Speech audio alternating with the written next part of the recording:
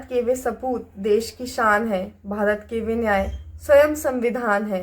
नमस्कार, मेरा नाम कामिनी सूर्यवंशी और मैं एनडीएफ द्वारा आयोजित ऑनलाइन वक्तृत्व प्रतियोगिता 2026 में भाग ले रही हूँ। मेरा आईडी क्रमांक NDF C30 है और मेरा विषय डॉक्टर भीमराव अंबेडकर जयंती है।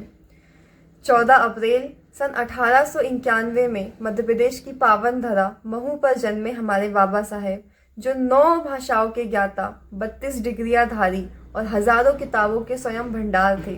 ऐसे विद्वान और महापुरुष को हमारे समाज ने अपमान और तिरस्कार दिया।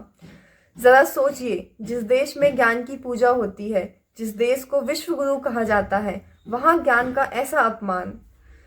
भारत में जन्मे महापुरुष कबीर कहते हैं कि जाति न पूछो साधु की, पूछ लीजो ज्ञान, मोल करो तलवार का और पड़ी रहन दो म्यान। किंतु ना हमने कबीर को समझा और ना ही बाबा साहेब को। बाबा साहेब मानते थे कि जाति व्यवस्था केवल एक सामाजिक बुराई ही नहीं, अपितु हमारे समाज में घृणा, विद्वेष और विभाजन की जननी है। वर्तमान में छुआछूत समाप्त होने की कगार में है। किंतु क्या हम जाति व्यवस्था से बाहर आ पाए? नहीं, क्योंकि जाति व्यवस्था की विचारधारा हमें पीढ़ी दर पीढ़ी मिलती जा रही है, किंतु हमें यह समाप्त करना चाहिए।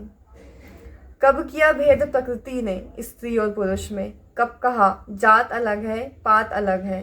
कब कहा गरीब और अमीर की बात अलग है? हमने ही तो भेद में भेदभाव कर दिया, किसी को छोटा तो किसी को बड़ा कर दिया। बाबा साहेब ने संविधान में समानता दिला दी, किंतु समाज में यह आज भी पैर पसारे हुए है। बाबा साहेब इस समस्या का सबसे प्रभावी समाधान अंतरजातीय विवाह बताते हैं, किंतु आज जब कोई इस दिशा में अग्रसर होता है तो उसे समाज और अपने ही परिवार से विरोध का सामना करना पड़ता है। बाबा साहेब किसी एक वर्ग के लिए नहीं लड़े, बल्कि वे हर उस वर्ग के लिए लड़े जो शोषित था, असहाय था और वंचित था। वे स्त्रियों के लिए लड़े, वे शिक्षा के लिए लड़े और सबसे अधिक वह मानवता के लिए लड़े।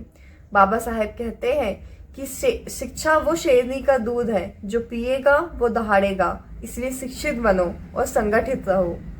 वे कहते थे कि हमारे समाज की सबसे बड़ी बुराई अनपढ़ होना नहीं, बल्कि शिक्षित होकर भी गलत रास्ते पर चलना और गलत काम करना है।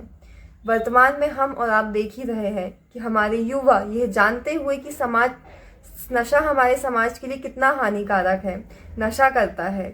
हम जानते हैं कि भेदभाव गलत है, किंतु हम हमारे गुरूर से ऊपर उठना नहीं चाहते।